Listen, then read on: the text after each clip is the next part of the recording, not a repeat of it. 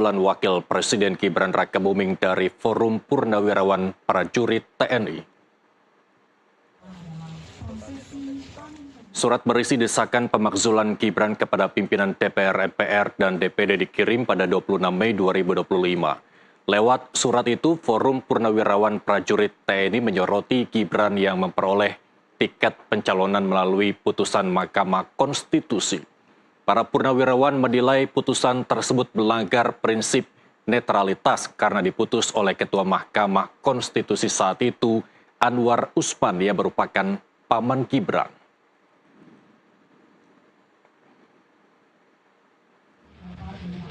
Terus terang saya belum dapat update dari sekretariat sampai hari ini.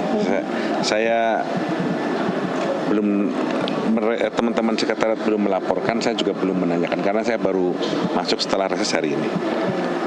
Berarti Pak belum ada komunikasi antar pimpinan begitu? Belum. Barangkali entah ada sudah ada, tapi saya belum tahu. Belum. Tapi kalau Bapak sama kayak Pak Dasko nggak ada komunikasi juga soal itu Pak? Atau sama pimpinan lainnya? Sama Pak Dasko? Iya, atau sama yang lainnya Pak? Saya Pak Dasko sering ketemu tapi tidak membicarakan itu. Bicara yang lain. Ya, tapi suratnya secara resmi dari Sekretariat Jenderal belum dikirim ke pimpinan. Dan biasanya kalau dikirim itu akan dibahas di Rapim dan Bamus yang sesuai mekanisme yang baru akan dilakukan mungkin besok atau pekan depan. Demikian. Kenapa? Jadi begini, kami juga mendapat surat dari juga itu kan Forum Purnawirawan. Ini juga ada beberapa surat yang mengatasnamakan juga purnawirawan. Dan purnawirawan ini kan banyak. Jadi kita mesti sikapi hati-hati dan kita akan kaji dengan cermat sebelum kemudian ada hal yang diambil oleh lembaga Dewan Perwakilan Rakyat. Demikian. Pemirsa, kontroversi usul pemakzulan Wakil Presiden Rakabuming Raka selalu memunculkan pro dan kontra. Faktanya, surat usulan pemakzulan sudah di meja DPR dan untuk ditindaklanjuti bisa jadi membutuhkan waktu lama karena legislatif tak sebatas mempelajari teks kalimat demi kalimat, alasan pemakzulan semata. Bagaimana kontroversi bisa terjadi sampai saat ini, kita bahas bersama narasumber yang sudah hadir bersama kami di studio Mawar sore ini, Ketua Umum Solidaritas Merah Putih Silverster Matutina, dan terhubung melalui sambungan Zoom ada pakar telematika Roy Suryo. Pak Silverster, terima kasih telah bergabung bersama kami sambil menunggu Pak Roy terhubung bersama kami melalui sambungan Zoom. Tadi Ketua MPR mengatakan bahwa belum menerima surat usulan pemakzulan Wakil Presiden Gibran Rakabuming Raka, tapi sudah ada di tangan saya. Itu artinya sebelum ke pimpinan DPR dan juga MPR, saya sudah menerima duluan, Pak Silverster. Ya. Pimpinan DPR tidak membahas surat pemakzulan, juga belum diterima dari Sekretariat Jenderal DPR, MPR. Itu artinya, apakah saya keliru bahwa pemakzulan ini tidak terlalu mendesak dalam arti kandas, Pak Silverster? Ya, terima kasih. Selamat sore Nusantara TV. Bahwa memang ada surat dari Purnawirawan Jenderal itu, kita menghargai hak demokrasi ya. Tapi kalau kita melihat bahwa isi surat dari pemakzulan ini secara fakta-fakta dan konstruksi hukum itu sangat tidak mendasar ya, dan tidak pas, dan juga waktunya sekarang ini kita ini DPR itu banyak mempunyai beban legislasi, antara lain sesegera mungkin untuk beberapa undang-undang itu dibahas dan ditetapkan ya. Ada undang-undang PPRT, undang-undang Polri, undang-undang pemilu, undang-undang perampasan aset dan lain-lainnya. Dan kita lihat kalau dari surat yang saya juga lihat yang kayak tadi ditunjukin oleh Bang Irsal, bahwa poin-poinnya yang mereka ajukan ini sangat lemah ya. Dan menurut saya sampai saat ini, baik itu Mas Gibran ataupun Pak Prabowo, bahkan Pak Jokowi yang juga disasar itu, tidak pernah melakukan pelanggaran hukum apapun, atau melakukan abuse of power, atau melanggar konstitusi, seperti halnya kriteria-kriteria yang termaktub dalam Undang-Undang Dasar 45 pasal 7A mengenai syarat-syarat pemaksulan itu, ataupun dengan tentunya dengan Undang-Undang Dasar 45 pasal 7B ya mengenai tata caranya itu. Jadi memang kalau kita lihat bahwa surat ini kemungkinan ya kan, kemungkinan sekarang ini masih di Sekretariat DPR atau MPR. Dan nantinya akan dibahas di rapat pimpinan. Setelah itu mungkin di DPR, nah DPR akan mengajukan kepada Mahkamah Konstitusi. Ya. Kira-kira pelanggaran apa yang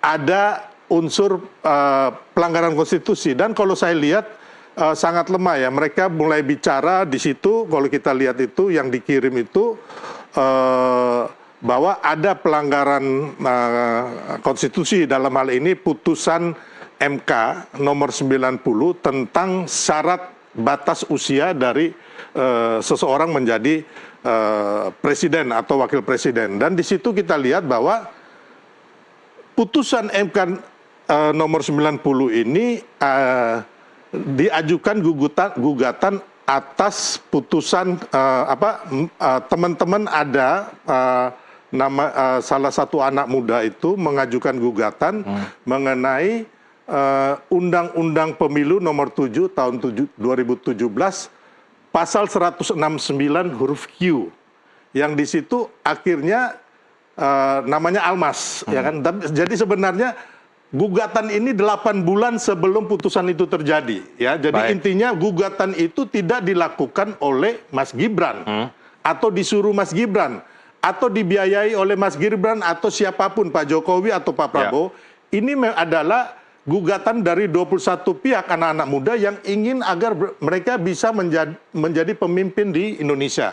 Dan dari semua itu 20 pihak itu ditolak. Nah, itu 8 bulan sebelumnya, Bang. Jadi sebelum Mas Gibran ini masuk atau diminta Pak Prabowo menjadi presiden, wakil presiden. Jadi Mas Gibran ini diminta 5 kali oleh Pak Prabowo. Nah, setelah putusan MK 90 yang sifatnya adalah mengikat dan tidak bisa digugat lagi atau final and binding, ya kan, diputuskan bahwa putusan gugatan oleh saudara Almas nomor 90 gugatan 90 itu diloloskan atau dikabulkan sebagian, bahwa batas usia tetap 40, tapi apabila sudah pernah menjadi kepala daerah atau penyelenggara negara, itu boleh. Itu boleh. Baik, saya tahan dulu Pak Silverter. Saya mau ke Pak Roy terlebih dahulu. Seberapa optimis masih bahwa isu ini dapat bergulir, Pak Roy? Pak Roy? Baik, sambil menunggu jaringan Pak Roy kembali sempurna, saya kembali ke Pak Silverter. Ini nampaknya DPR, baik fraksi yang berada di koalisi pemerintahan dengan fraksi yang ada di oposisi begitu ya, tidak melihat ini sebagai sesuatu yang secara urgent harus dibahas. Kalau menurut Anda seperti apa sikap DPR seharusnya terhadap surat pengajuan usulan pemakzulan Wapres Gibran Rakabuming Raka ini?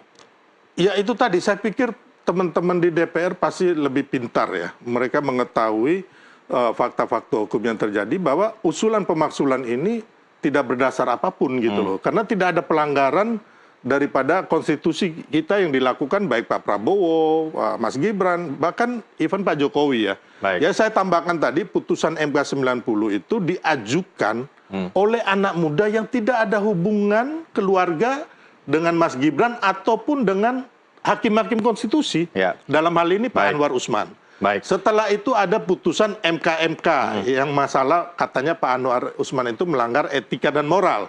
Itu pun sudah Pak Usman sudah mengajukan gugatan di PT UN di Jakarta dan dikabulkan, bahwa putusan itu mengembalikan Pak Usman sebagai hakim konstitusi. Jadi udah gak batal lah putusan MK itu. Baik, kita ke Pak Roy yang sudah kembali bergabung. Pak Roy? Pak Roy? Baik, belum terhubung secara sempurna begitu ya. Kalau menurut Anda, isu ini apakah akan mengganggu jalannya pemerintahan yang memang saat ini sedang dikebut oleh Prabowo Gibran, Pak Silverster? Ya, kita melihat bahwa sebenarnya isu ini adalah rangkaian daripada cara lawan politik dalam hal ini. Kalau saya melihat bahwa orang-orang yang dulu, mereka ini kan kebanyakan jenderal-jenderal ini orangnya Anies Baswedan, pendukung Anies Baswedan. Kita harus mengatakan itu. Ya, mereka ini yang waktu coblosan 14 Februari, ya kan, 2024, yang sudah memenangkan Prabowo Gibran, tanggal 19 Maret 2024, jenderal-jenderal ini yang ke KPU berdemonstrasi agar hasil kemenangan Prabowo Gibran itu dianulir dan diadakan pemilu ulang. Jadi motif ini ada, Bang. Jadi motif dari sakit hati karena kekalahan, terus dendam politik itu dendam artinya politik ya. lah ya. Karena apa, Bang? Karena apa yang dimunculkan di situ mengenai mereka bilang bahwa ada tindak apa namanya? Mungkin tindakan melanggar konstitusi itu melalui akun Fufu Fafa. Nah, itu ada itu di yang situ. disuarakan oleh Pak Roy. Sayang sekali Pak Roy belum terhubung secara sempurna Sedangkan oleh kita. lihat, Jadi ini sebatas hanya pelanggaran etika menurut Pak Roy. Nanti saya akan minta juga pendapat Jadi, Bang, terkait gini, Bang. dengan akun Fufu Fafa. Terus kemudian ditemukan ada 3 akun judi online yang di-follow oleh Instagram resmi dari Gibran sendiri. Itu sudah cukup menurut Anda untuk melakukan pemakzulan? enggak dong, itu kan baru prematur. Itu kan katanya Roy Suryo, bukan katanya pengadilan atau institusi resmi yang mengatakan bahwa ini akun Fufu Fafa punyanya Mas Gibran. Bisa-bisa akun Fufu Fafa punyanya Roy gitu loh, ya kan? Kan kita belum tahu sekarang. Ya. Maksudnya akun Fufu Fafa ini punya siapa, terus apakah sudah dinyatakan bersalah oleh institusi resmi, baru setelah itu bisa berdasarkan putusan pengadilan bahwa akun Fufu Fafa ini punyanya Mas Gibran. Dari situ baru diadakan kasih ke DPR. DPR akan ke Mahkamah Konstitusi. Setelah itu Mahkamah Konstitusi kasih ke DPR dan naik lagi ke MPR. Setelah ada kesepakatan dari 2/3 dari anggota MPR baru bisa ada pemaksulan. Gitu. Baik, kalau dikatakan ini adalah pelanggaran etika, menurut Anda tingkat ke-urgenan seorang wakil presiden ini dimakzulkan masuk akal atau tidak? Seberapa besar tingkat pelanggaran terkait etika Nggak ini? ada ya, secara etika moral kepatutan Mas Gibran patut kok. Bahkan kalau saya mau ngomong dengan anak-anaknya jenderal-jenderal ini, cucunya, mungkin lebih rusak mereka. Gitu loh. Tapi kan Anda juga tidak punya fakta yang... Saya punya fakta. Baik, apa saya yang kenal dari mereka-mereka jenderal-jenderal ini. Baik, Bang. apa yang dari kemudian 2014. fakta apa yang bisa kemudian Anda ungkapkan di pertemuan kita kali ini? Ya, faktanya bahwa jenderal-jenderal ini yang pertama tentunya adalah mereka yang menolak kemenangan Prabowo Gibran dan minta agar dilakukan pemilu ulang. Terus yang kedua, jenderal-jenderal ini saya kenal sejak 2014. Istrinya, anaknya, saya pernah ke kantornya, ya kan, bagaimana mereka minta jabatan ke keluarga Pak Jokowi. Waktu itu masih ada ibunya Pak Jokowi. Mereka ke Solo, terus minta melalui saya, terus ada yang dicopot, marah-marah, ya kan, menteri. Ada Bang di sini Bang. Jadi saya kenal benar mereka. Bahkan beberapa itu kayak Pak Sutioso ya. Saya itu waktu beliau mau jadi kepala BIN, saya diminta Pak Jokowi untuk bantu memperlancar karena beliau ini ditolak oleh aktivis. Dan saya akhirnya bikin acara di rumah Sutioso di Cibubur dan banyak saksinya. Banyak saksinya. Saya rapat di kantor dia di partai PKPI kalau nggak salah itu di Menteng, Bang. Terus kami bikin acara juga di buka bersama di ada namanya kafe di Menteng namanya Madam Ching. Madam Ching. Terus buka puasa di rumahnya di Cibubur juga. Jadi saya tidak asal bicara, saya bisa dikonfrontasi baik kepada para jenderal itu maupun kepada teman-teman yang masih ada sekarang. Tentu. Jadi ketika pun kemudian para jenderal-jenderal ini yang notabene sudah purnawirawan kemudian meminta Anda bertanggung jawab dengan pernyataan ini, sudah ada bukti begitu ya Pak? Oh iya, silakan, mari. Lebih bagus, lebih cepat, lebih baik, ya kan? Saya nggak ada takutnya sama mereka, Bang, gitu. Baik. Karena apa? Karena cara-cara mereka ini mengadu domba dan menghancurkan bangsa saya.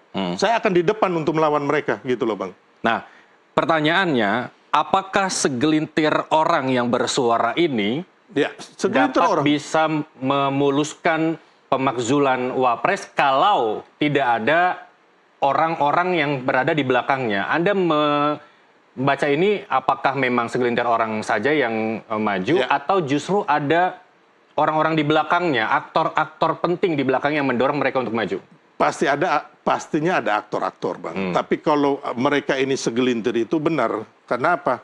Kemarin itu Prabowo Gibran itu dipilih oleh 96 juta orang, 58%. Ini kan hanya 300 orang, nggak sampai 1 RT gitu loh Bang.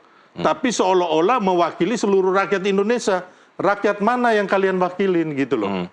Ya kan? Bagaimana dengan 96 juta yang waras yang memilih memenangkan Prabowo Gibran gitu loh. Oke, Pak Silverster, kalau masyarakat awam meminta Pak Silverster ini untuk membuka sebenarnya siapa aktor di balik upaya pemakzulan yang diutarakan oleh Forum Purnawirawan Prajurit ini, apakah bisa terjawab?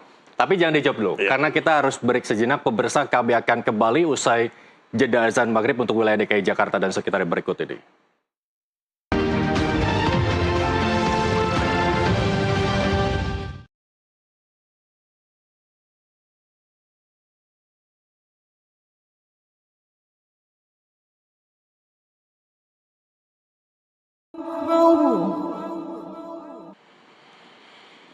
Ya, Anda kembali bersama kami di NTV Prime Dialog, masih membahas terkait usulan pemakzulan Wakil Presiden Gibran Rakabuming Raka.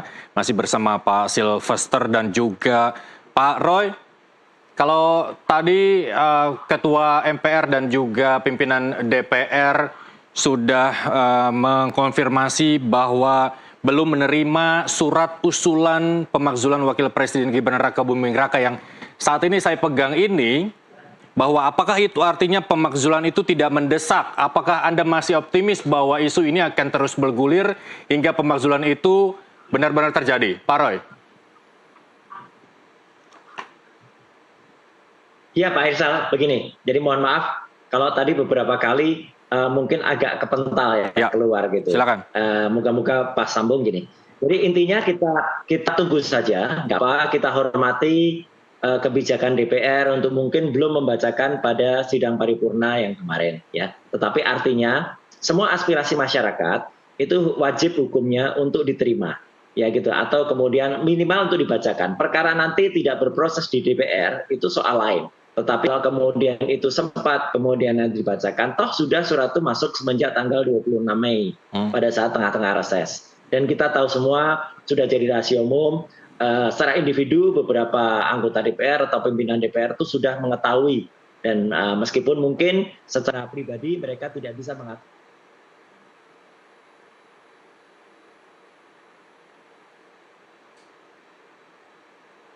Baik, Pak Roy. Baik, sambungan kembali terputus dari Pak Roy. Mungkin saya kembali ke studio bersama Pak Silverster ya, terkait dengan dasar-dasar yang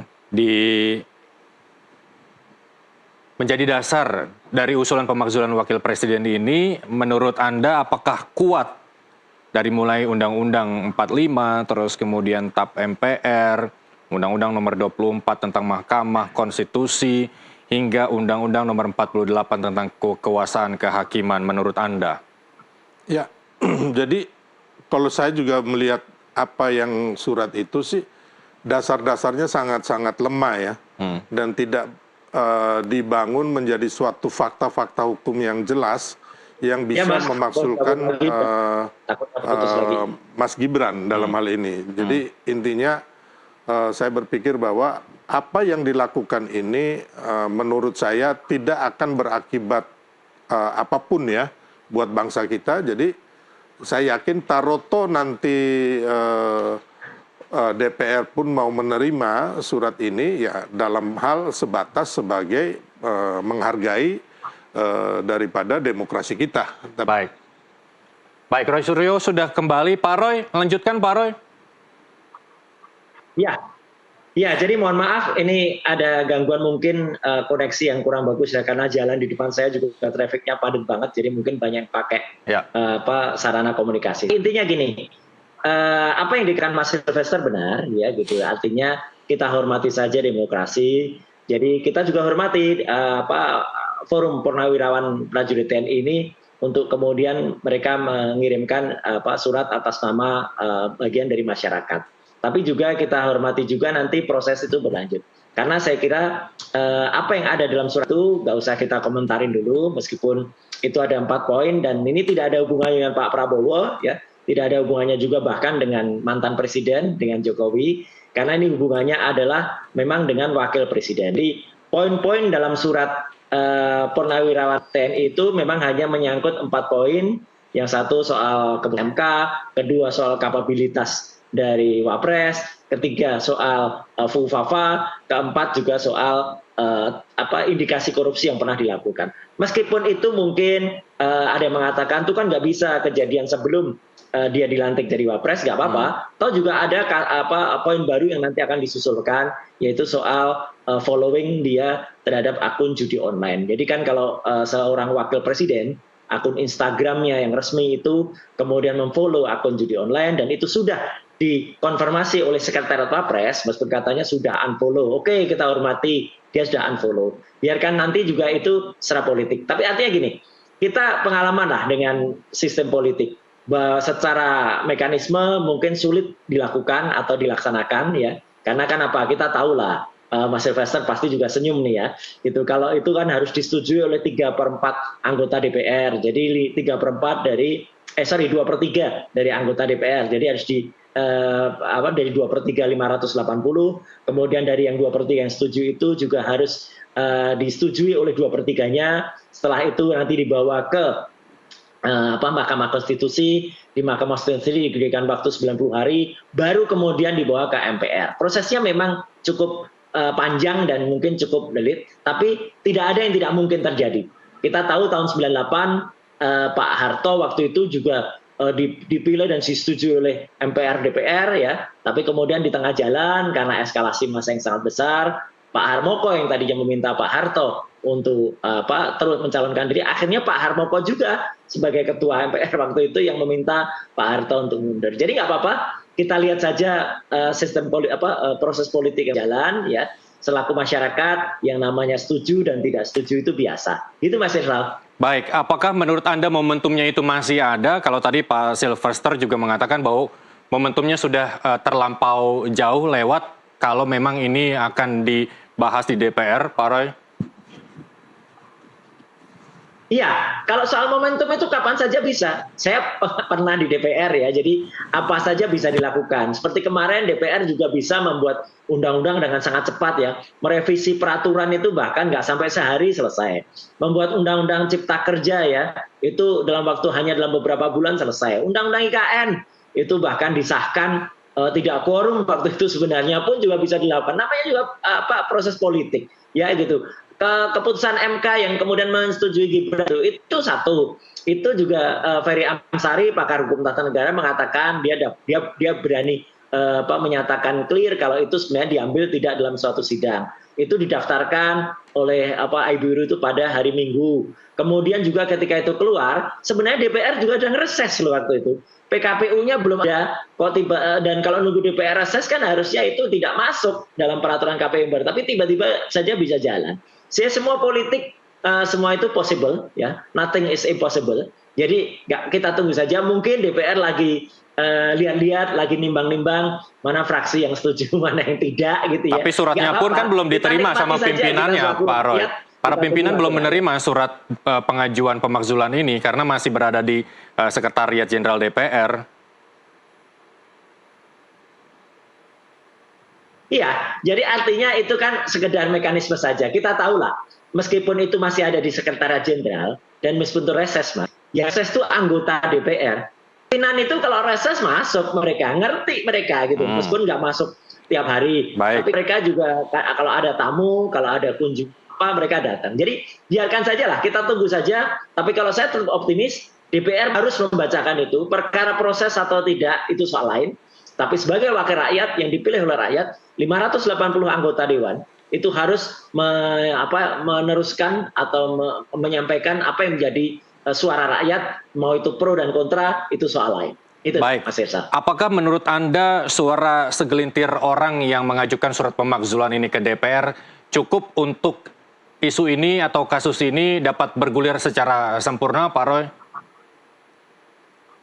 Ya, saya tidak mengatakan segelintir ya. Jangan hinakan, ini setelah hina-hina. Baik, kalau tidak segelintir, siapa orang yang berada di belakang para forum purnawirawan prajurit ini sehingga mengajukan surat pemakzulan ke DPR? Iya, kita kan tahu kan, lebih dari 104 purnawirawan jenderal. Kemudian ada puluhan laksamana, puluhan juga marsekal, kemudian juga puluhan kolonel ya, gitu. Dan mereka adalah orang-orang yang sudah berjasa benar terhadap Republik ini. Mereka adalah orang-orang yang mempertaruhkan nyawanya, merah putih benar mereka. Kita nggak ada apa-apanya dibandingkan bapak-bapak itu. Gitu loh. Jadi kalau mereka mungkin punya pemikiran yang clear ya, dan waktu membuat surat yang pertama, yang isinya 8 poin itu, Pak Mantan Wapres, Pak Tri Sutrisno pun juga ikut taken gitu loh. Jadi artinya kita nggak bisa menafikan itu. Lebih segelintir lagi ketika misalnya tiba-tiba ada usulan dari beberapa anggota dewan yang waktu itu kemudian dibalak ya Badan Legislasi mengusulkan perubahan atas undang-undang pemilu waktu itu lebih segelintir lagi itu gitu. Jadi artinya mereka tidak bisa mengatakan mewakili rakyat. Ini baik, justru rakyat. tapi yang kemudian dipertanyakan adalah meskipun belum diproses, ya, kita tunggu saja Mas Eka. Baik, meskipun banyak purnawirawan yang tergabung dalam forum purnawirawan prajurit TNI ini, siapa yang mereka wakili, Pak Roy? Suara siapa yang mereka wakili?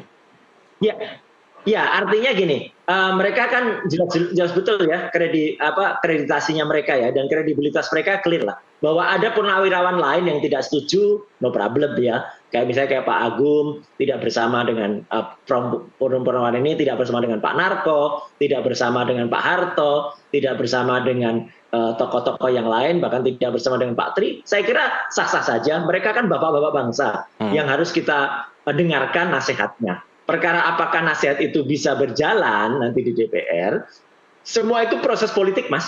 Mas Irsal tahu proses politik itu bisa jadi 1 tambah 1 tidak 2, tapi 1 tambah 1 bisa 5 nanti. Tunggu saja lah. Gitu, baik. Nah, kemudian juga pertanyaannya, kita kan negara demokrasi. Nah, para purnawirawan ini apakah memang bergerak secara forum melawan 50% lebih penyebab Prabowo Gibran ini menang menjadi presiden dan wakil presiden, Pak Roy? Iya, jadi artinya gini, hitung-hitungan itu adalah hitung-hitungan dan mekanisme teknis ya.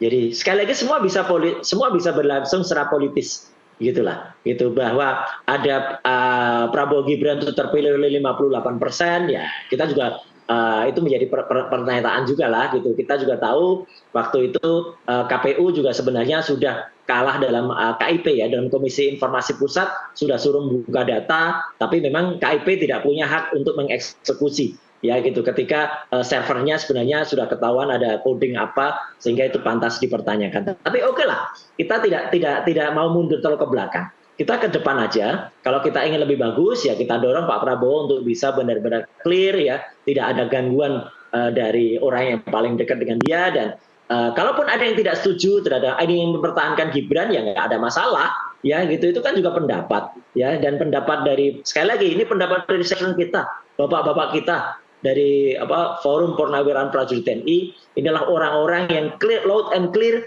jelas betul sudah berjasa terhadap Republik ini. Dan kalau dikatakan apakah mereka tidak ada cacatnya, bisa jadi tidak ada orang sempurna kan, selain malaikat gitu. Tapi, baik, kalau Pak Roy belum clear menjawab, baik, Pak Roy, kalau Pak Roy belum clear menjawab siapa orang yang diwakili oleh para purnawirawan ini, saya ganti pertanyaan. Apakah purnawirawan ini mewakili suara-suara masyarakat yang pada saat pemilu beberapa waktu lalu tidak memilih pasangan Prabowo Gibran? Ya, kayaknya koneksinya putus lagi nih. Ya, saya belum clear ya. Mereka berhak saja, beliau-beliau itu berhak saja untuk kemudian mengajukan, dan mereka sudah bersurat.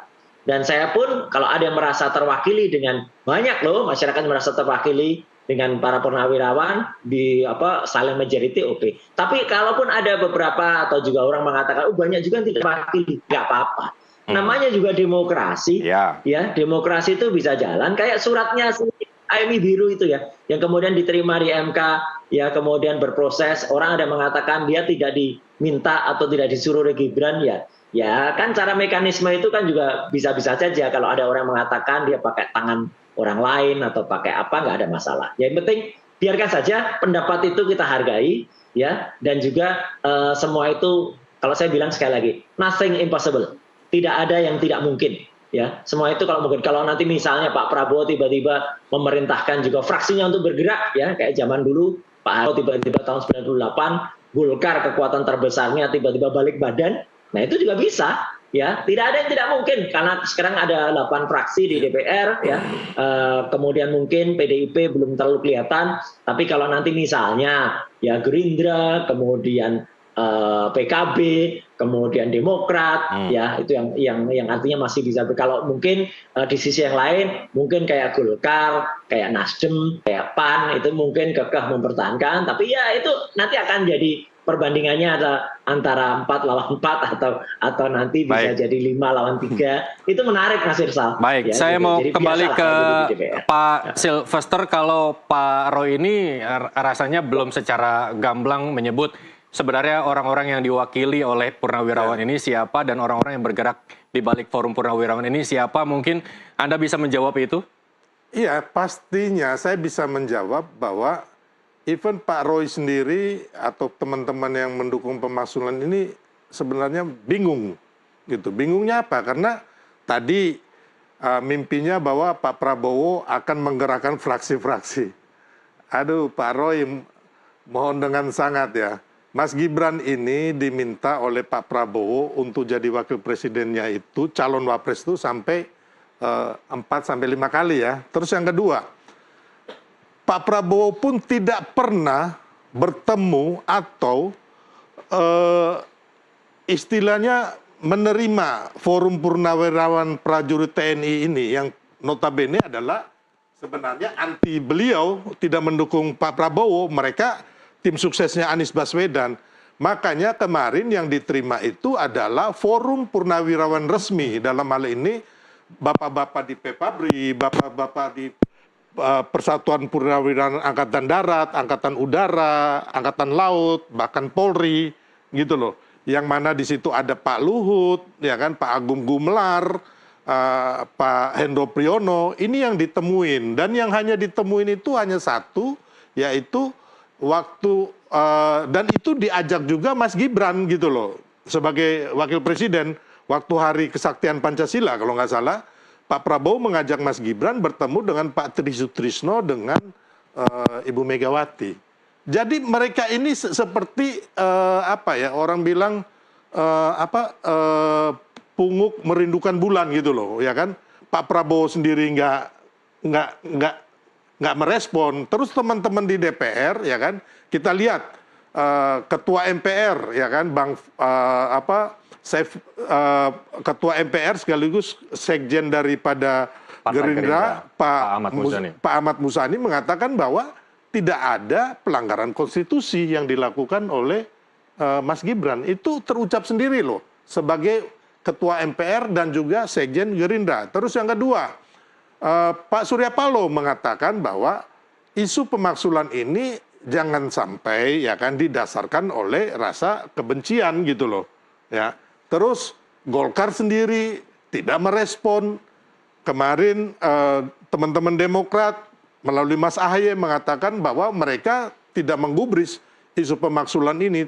Karena apa? Mereka lebih fokus untuk mendukung pembangunan yang dilakukan oleh Pak Prabowo dan Mas Gibran. Intinya itu. Baik, Pak Roy, bukan dendam politik ya menurut apa yang disampaikan oleh Pak Silvester? Ya, tidak ada personal. Jadi ini adalah demokrasi dari para senior-senior kita yang insya Allah juga itu akan mewakili, meskipun mungkin bukan semua, tapi sebagian masyarakat yang harus dihormati. Saya setuju ya tadi yang disampaikan beberapa pendapat-pendapat baik itu dari Pak Ahmad Muzani atau orang lain yang sempat keluar. Tapi sekali lagi Mas Silvester, kita juga paham lah Ya namanya politik itu kadang-kadang pagi bicara apa, siang bicara apa, sore bicara apa. Jadi nggak apa-apa, nanti kita tunggu saja, kita nikmati saja. Ya para wakil rakyat kita di DPR, 580 anggota DPR, plus nanti di MPR, plus 128 anggota DPD, itu nanti kalau akan mempertimbangkan ini. Demikian juga dengan MK. Karena juga tidak ada yang bisa dikatakan hitam dan putih seluruhnya ya. Aturan-aturan itu kan juga bisa ditabrak gitu aja dalam rangka pencalonan Gibran waktu itu kan. Kita tahu semua lah gitu pengusulannya dia pada hari Minggu yang tadi sudah saya bilang, sampai dengan PKPU-nya belum ada aja ditabrak waktu itu, anggota DPR saja diproses. Tapi juga sudahlah, biarkan. Kalau saya sih orangnya progresif saja, berpikir ke depan saja ya. Dan kalau mungkin progresif pada jalur yang mana, Pak Roy? Kalau tadi Pak Roy mengatakan bahwa politik itu bisa berubah pagi, siang, sore, malam, progresifnya ke arah mana? Iya, artinya ke arah menuju Indonesia lebih bagus. Karena kalau kita lihat ya, oke lah, ini memang debatable. Ya, kita kan lihat yang namanya jejak dari Pak Prabowo ya, kemudian kinerjanya luar biasa kemarin pada forum di Saint Petersburg misalnya, gitu, pada International Economic Forum. Itu kan luar biasa mendapatkan jawaban atau mendapatkan tanggapan yang sure. Apa jadinya gitu loh, misalnya kita tidak mengecilkan arti, tapi seperti dulu ayahnya ya, seperti Pak Jokowi, apakah pernah mendapatkan seperti itu? Apalagi Gibran gitu loh, kalau di forum internasional gitu loh. Jadi kan ya kita mengatakan, ada orang mengatakan biar dia belajar dulu Mas gitu. Republik ini sudah 50 tahun ya. Jangan membiarkan ada orang yang lagi belajar memimpin gitu ya. Nggak bisa belajaran. Kita harus benar-benar dapat pemimpin yang firm gitu. Apalagi malah ada pendapat konyol yang menurut saya berlebihan mengatakan Gibran itu adalah wapres terbaik yang pernah dimiliki oleh Indonesia. Waduh, come on gitu ya. Kenapa tidak sekalian Gibran itu adalah wapres terbaik yang pernah diciptakan di seluruh permukaan bumi ketika bumi itu dilahirkan. Gitu aja sekalian. Pak Roy, kalau tadi Anda mengharapkan langkah progresif ke depan untuk Indonesia lebih baik, apakah langkah ini bukannya justru akan menghambat jalannya pemerintahan untuk mewujudkan Indonesia yang lebih baik ke depan? Mungkin saya minta tanggapan dulu Pak Silverster dari pernyataan Pak Roy tadi. Ya, jadi intinya segala adu domba ya menurut saya, pemaksulan ini tidak punya dasar-dasar hukum, ya kan? Tidak ada pelanggaran konstitusi yang dilakukan. Bahkan teman-teman ini kan selalu bilang Pak Jokowi ya, bapaknya Mas Gibran ataupun Gibran sendiri melakukan pelanggaran hukum, korupsi, abuse of power. Sampai detik ini, tidak ada satupun dari mereka itu bisa memberikan bukti, ya kan? Jadi menurut saya ini hanya narasi, termasuk soal ijazah palsu. Ini narasi yang digunakan kalau menurut Pak Jimli Asidiki sebagai mantan ketua Mahkamah Konstitusi, bahwa isu-isu ini dibuat untuk secara untuk menghancurkan karakter lawan politik. Jadi ini sebenarnya kalau menurut saya ini mengganggu pemerintahan Pak Prabowo, Mas Gibran, termasuk masyarakat kita diadu domba oleh orang-orang yang menurut saya mereka tidak punya hati buat bangsa kita gitu. Baik, Pak Roy, udahlah sejalan aja, maksud kata Pak Silverster tuh seperti itu, biar pemerintahannya berjalan sesuai keinginan kasih Pak Roy sampai 2029. Iya. Baru tanding lagi, fight lagi kita. Gimana Pak Roy? Tapi juga kita hormati pendapat masyarakat. Kalau menurut saya pemerintahan akan lebih baik kalau Pak Prabowo bisa berjalan tanpa ada wapres seperti Gibran yang telah melakukan. Bagaimana bisa? Mimpi ini Mas Roy ini. Kita kan beda pendapat boleh kan? Ya. Beda pendapat boleh. Jadi artinya ya kita tunggu saja. Kalau tadi soal belum terbukti, kalau tadi nyempil soal ijazah, nggak apa-apa. Udah makin banyak nanti fakta-fakta yang ada. Kita tunggu saja lah, semua itu akan dan Gusti Allah Subhanahu wa taala tidak sari atau tidak. Baik, bagaimana bisa melangkah ke arah yang lebih progresif Indonesia ke depan jika menurut Anda Indonesia bisa berjalan tanpa wakil presidennya, Pak Silverster? Ya, jadi saya lucu aja ya, Mas Roy. Gimana judulnya bisa Pak Prabowo ini, sedangkan Pak Prabowo dipilih oleh rakyat bersama paketnya tuh Mas Gibran yang ikut memenangkan Pak Prabowo ini. Kita nggak usah to the point bahwa Mas Gibran ini punya pengaruh, termasuk dukungan dari Pak Jokowi dan tentunya masyarakat yang 58% itu. Terus kalau mengenai katakan Mas Gibran, ada Ade Armando ngomong, saya juga tidak sepakat bahwa saya nggak sepakat itu, ya kan? Saya waras. Hanya Mas Roy, kalau bilang Mas Gibran tidak layak, menurut saya, ya kan, dibandingkan dengan kita ini, saya, Mas Roy atau Purnawirawan Jenderal, belum tentu loh, atau anak-anaknya, kita lebih hebat dari dia, atau otak kita lebih jenius daripada Mas Gibran. Mari kita buktikan, gitu loh. Ya kan? Baik, jadi, pembuktiannya ada di DPR ketika nanti kita... Ya, intinya kalau menurut saya, apa yang sudah dipilih rakyat dan tidak ada pelanggaran konstitusi ini, biarkan ya kan Pak Prabowo dan Mas Gibran ini menyelesaikan janji-janji kampanyenya kepada masyarakat selama 5 tahun. Nanti kalau nggak puas ya kan, supaya bisa menang lagi, kita tarung lagi di 2029 gitu. Ya, tuh Pak Roy diajak tarung lagi di 2029.